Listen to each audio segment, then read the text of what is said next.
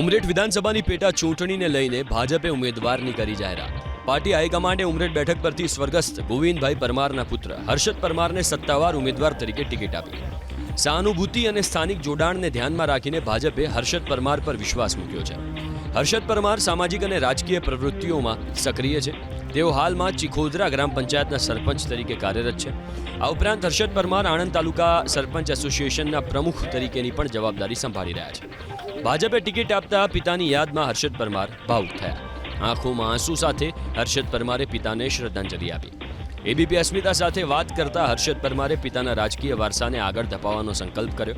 ભાજપ કાર્યાલય પર હર્ષદ પરમારે કેબિનેટ મંત્રી રમણભાઈ સોલંકી અને જિલ્લા પ્રમુખ સંજય પટેલ સાથે જિલ્લાના ભાજપ અગ્રણીઓના આશીર્વાદ પણ મેળવ્યા.